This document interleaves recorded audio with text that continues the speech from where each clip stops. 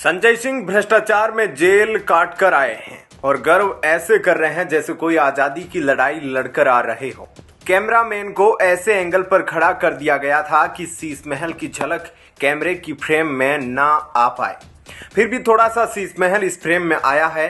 यही video social media पर जमकर वायरल हो रहा है।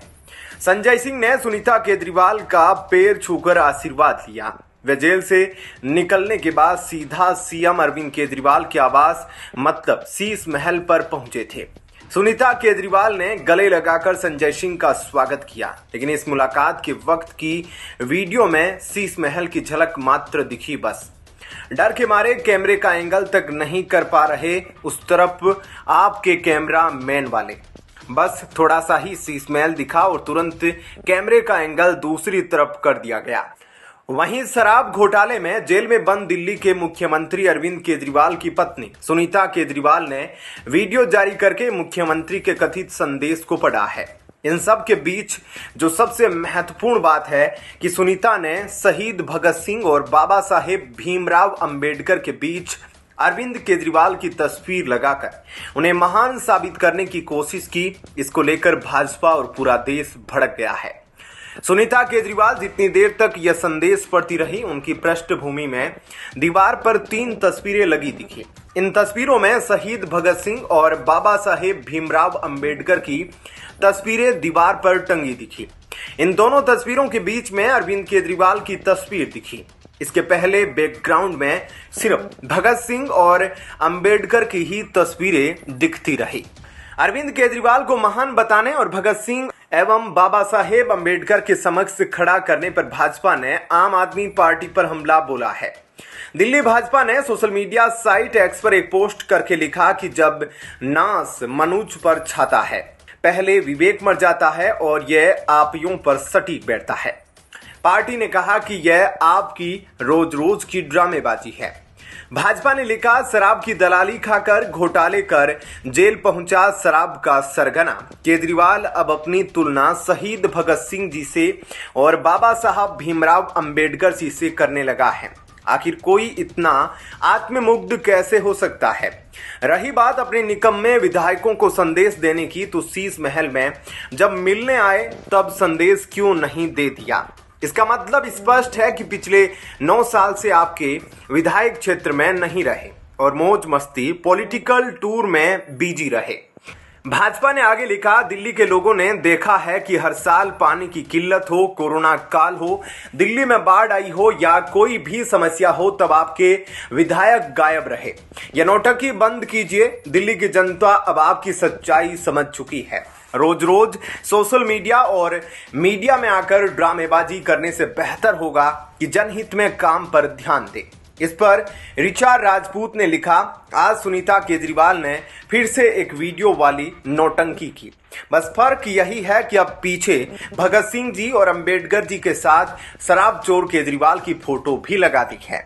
संदीप ठाकुर ने लिखा, आम आदमी पार्टी और सुनीता केजरीवाल ने भगत सिंह के बगल में भ्रष्ट अरविंद केजरीवाल की तस्वीर लगा दी है। क्या यह एक स्वतंत्रता सेनानी का अपमान नहीं है?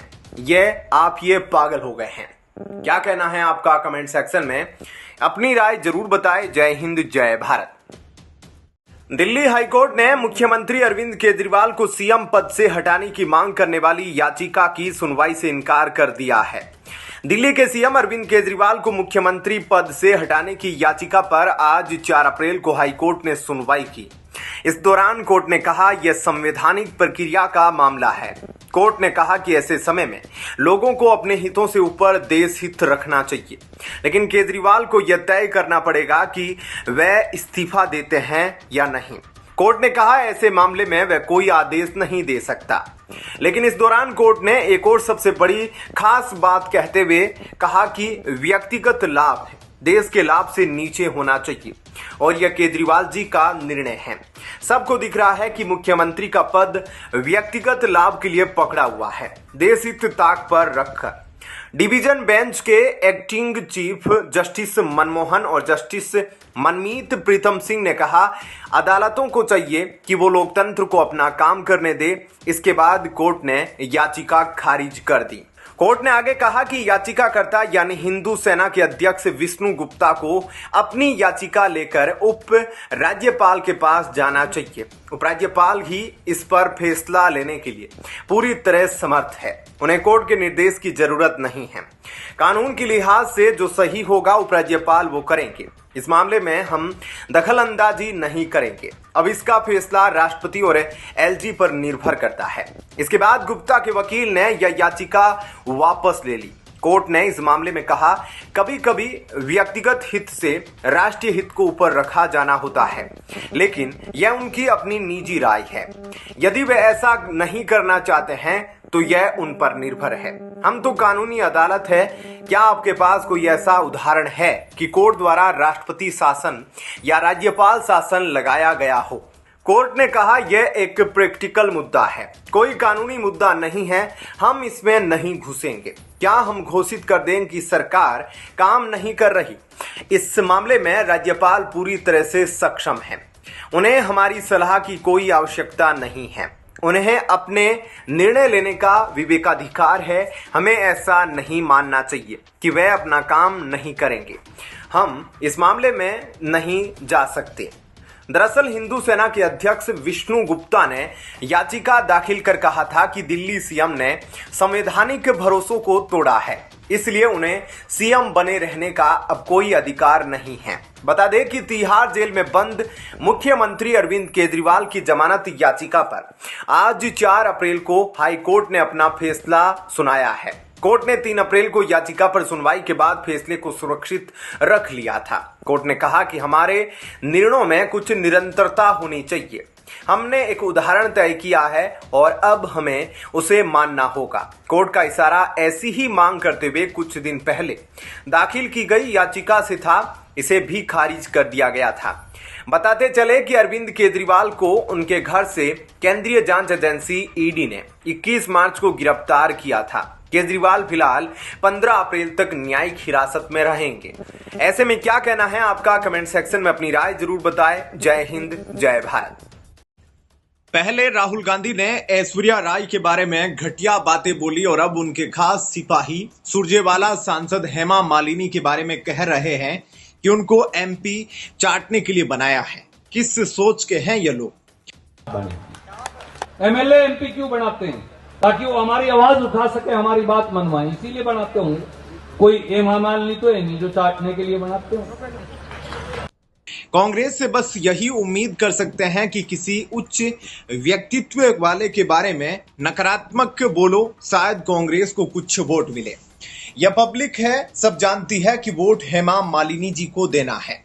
रणदीप सुरजेवाला कहते हैं एमएलए एमपी क्यों बनाते हैं? ताकि वो हमारी आवाज उठा सके, हमारी बात मनवाए, इसलिए बनाते होंगे।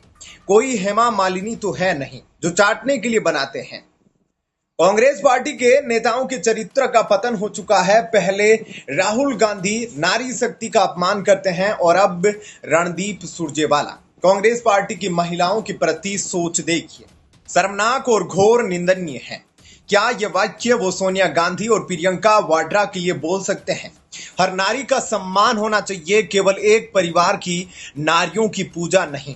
भारत की हर एक नारी पूजनीय है। महिलाओं के प्रति गिरी हुई सोच रखने वाले कांग्रेस के नेता भावी हार की हताशा और कुंठा में इस तरह की भाषा का इस्तेमाल कर रहे हैं। कांग्रेस महासचिव रणदीप सुरजेवाला ने मथुरा से बीजेपी सांसद हेमा मालिनी को लेकर विवादित बयान दिया है। चुनावी सीजन में अभिनेत्री और सांसद हेमा मालिनी को लेकर की गई अभद्र टिप्पणी पर कांग्रेस नेता रणदीप सुरजेवाला बुरी तरह से घिरे हुए हैं। भाजपा लगातार सुरजेवाला पर हमलावर है। इस बीच अब हरियाणा महिला आयोग ने रणदीप सिंह सुरजेवाला को नोटिस भेजा है। रणदीप सिंह सुरजेवाला को 9 अप्रैल को आयोग के सामने पेश होने के लिए कहा गया है। हरियाणा के कैथल में आयोजित एक कार्यक्रम में लोगों को संबोधित करते हुए सुरजेवाला ने कहा कि हम लोगों को विधायक और सांसद आप लोग इसलिए बनाते हैं ताकि जनता की आवाज संसद में उठा सके, कोई हेमा मालिनी तो है नहीं। सुरजेवाला के द्वारा दिए गए बयान पर हेमा मालिनी ने भी प्रतिक्रिया दी है। उन्होंने कहा कि विपक्ष के नेताओं को प्रधानमंत्री नरेंद्र मोदी से महिलाओं का सम्मान करना सीखना चाहिए। हेमा ने कहा कि विपक्ष केवल लोकप्रिय लोगों को निशाना बनाता है। उन्होंने कहा वे केवल लोकप्रिय लोगों को निशाना बनाते हैं क्योंकि अलोकप्रिय लोगों को निशाना बनाने से उन्हें कोई फायदा नहीं होगा। उन्हें प्रधानमंत्री नरेंद्र मोदी से महिलाओं का सम्मान करना सीखना चाहिए। हेमा ने मथुरा से लोकसभा चुनाव में दोबारा नामांकन भरने पर भी खुशी जाहिर की है। कांग्रेस नेता रणदीप सुरजेवाला ने बीते साल भी विवादित बयान दिया था। उन्होंने हरियाणा के कैथल में आयोजित एक रैली में भारतीय जनता पार्टी के समर्थकों को राक्षस प्रवृत्ति का बताया था। उन्होंने कहा था, भारतीय जनता पार्टी का जो समर्थन करता है या जो भी उन्हें वोट देता है वह राक्षस प्रवृत्ति का है। मैं उन्हें महाभारत की धरती से श्राप देता हूं। ऐसे में क्या कहना है आपका? कमेंट सेक्शन में अपनी राय जरूर बताइएगा। जय हिंद, जय भारत। आखिर कौन है सनातन विरोधी गौरव वल्लभ? यह वही गौरव वल्लभ है जो हमेशा टीवी डिबेट में आकर सनातन धर्म और हिंदुओं का विरोध करते रहे हैं। लेकिन हम हमेशा उन सभी का स्वागत करते हैं जो अपनी विचारधारा छोड़कर राष्ट्रवादी विचारधारा में आते हैं। संबित पात्रा से एक बार प्रश्न किया था कि 5 ट्रिलियन में कितने जीरो होते हैं। इसी समय उन्हें ज्यादा प्रसिद्धि मिली थी।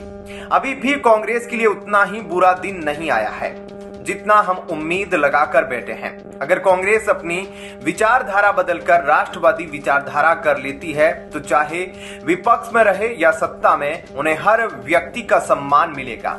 अन्यथा आने वाले कुछ वर्षों में पूरी की पूरी कांग्रेस पार्टी ही खत्म हो जाएगी। कांग्रेस को गुरुवार को बड़ा झटका लगा। गौरव वल्लभ ने पार्टी से इस्तीफा देते हुए कहा कि वो सनातन विरोधी नारे नहीं लगा सकते। ऐसे में पार्टी में बना रहना मुश्किल है।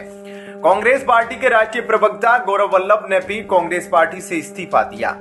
कांग्रेस के राष्ट्रीय प्रवक्ता गौरव वल्लभ ने पार्टी की प्राथमिक सदस्यता और सभी पदों से इस्तीफा दिया है। गौरव वल्लभ ने सोशल मीडिया एक्स पर कांग्रेस अध्यक्ष मल्लिकार्जुन खड़गे को भेजे इस्तीफे की फोटो शेयर पोस्ट कर लिखा, कांग्रेस पार्टी आज जिस प्रकार से दिशाहीन होकर आगे बढ़ रही है उसमें मैं खुद को सहज महसूस नहीं कर पा रहा।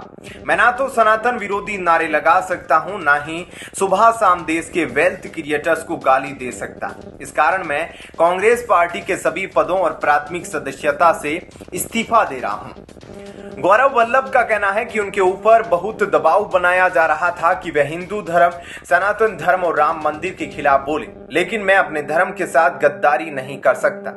मैं सनातन धर्म विरोधी नारे नहीं लगा सकता, इसलिए मैंने कांग्रेस पार्टी छोड़ दी। और गौरव वल्लभ ने अपने इस्तीफे में आगे और लिखा कि राम मंदिर उद्घाटन का बहिष्कार करके कांग्रेस ने अपने पैर पर कुल्हाड़ी मारी है। मैं जब इस बारे में सवाल पूछा तब मुझे चुप कर दिया गया।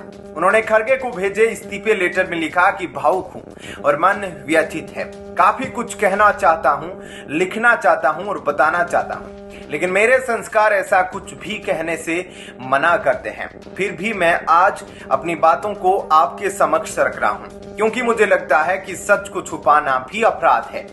ऐसे में अपराध का भागी नहीं बनना चाहता। गौरव वल्लभ ने कहा कि जब मैंने कांग्रेस पार्टी ज्वाइन की थी तो तब मेरा मानना था कि कांग्रेस देश की सबसे पुरानी पार्टी है।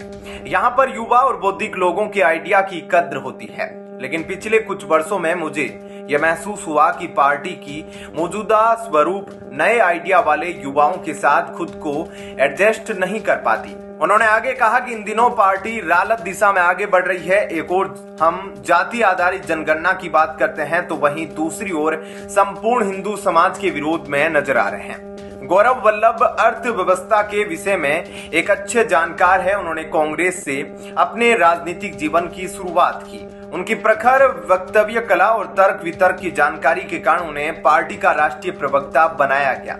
टीवी डिबेट में वे बीजेपी के प्रवक्ताओं के सामने अपनी पार्टी की बात मजबूती से रखते हैं। 2019 के विधानसभा चुनाव में उन्होंने कांग्रेस के टिकट पर तत्कालीन मुख्यमंत्री रघुवर दास के खिलाफ जमशेदपुर पूर्वी सीट से चुनाव लड़ा था। हालांकि वे चुनाव नहीं जीत सके। क्या कहना है आपका? कमेंट सेक्शन में अपनी राय जरूर बताएं। जय हिंद, जय भारत। झंडी लगी है, अंत में बचेगा कौन? कहीं सुपड़ा ही साफ हुआ जा रहा है तो कहीं टिकट काटा काटी का खेल चल रहा है। विपक्ष का हाल पस्त है। इसी बीच कांग्रेस नेता संजय निरुपम को बीते दिनों पार्टी ने निष्कासित कर दिया था। अब संजय ने पोस्ट पर नया खुलासा किया है। उन्होंने कहा कि मैंने कल रात ही पार्टी को त्यागपत्र दे दिया था, जिसके तुरंत बाद उन्होंने मेरा निष्कासन जारी करने का निर्णय लिया। उन्होंने कहा कि इतनी तपस्या देखकर मुझे अच्छा लगा। संजय निरुपम पर कांग्रेस विरोधी बयानबाजी और गतिविधियों में शामिल होने का आरोप लगाया गया है। पार्टी अध्यक्ष मल्लिकार्जुन खड़गे ने संजय निरुपम को पार्टी से 6 साल के लिए बाहर का रास्ता दिखा दिया है। इसके बाद गुरुवार सुबह निरुपम ने कांग्रेस पर पलटवार करते हुए बड़ा हमला किया है। उनका कहना है कि उन्होंने पार्टी से जैसे ही इस्तीफा दिया वैसे ही उन्हें निकाल दिया गया। कांग्रेस की तेजी देखकर मुझे बहुत अच्छा लगा। संजय निरुपम ने एक्स पर पोस्ट करते हुए कहा कि ऐसा दिखाई देता है कि कल रात पार्टी को मेरा त्यागपत्र मिलने के तुरंत बाद उसने मेरा निष्कासन जारी करने का निर्णय लिया। इतनी तपस्या देखकर अच्छा लगा। बस ये जानकारी साझा कर रहा हूँ कि मैंने आज 11:30 से 12 बजे के बीच विस्तार से अपनी बात रखूंगा। कांग्रेस से निष्कासित होने के बाद संजय निरुपम ने अपना एक्स बायो बदल लिया है। निरुपम ने एक्स पर नया प्रोफाइल फोटो अपलोड किया है। निरुपम के खिलाफ कार्रवाई से पहले लोकसभा चुनाव को लेकर कांग्रेस पार्टी ने उन्हें स्टार प्रचारक बनाया था। उस लिस्ट से भी निरुपम का नाम हटा दिया गया है। साथ ही महाराष्ट्र कांग्रेस ने बुधवार को ही पार्टी से निकालने का प्रस्ताव पास किया था। पूर्व शिवसैनिक निरुपम ने 2005 में शिवसेना छोड़ दी थी। उन्होंने उत्तर भारतीय फेरीवाला का मुद्दा उठाया और बाद में कांग्रेस में शामिल हो गए। 2009 में उन्होंने मुंबई उत्तर सीट से चुनाव लड़ा और जीते भी थे। निरुपम 2014 में उसी निर्वाचन क्षेत्र से भाजपा के गोपाल शेट्टी के खिलाफ चुनाव हार गए थे।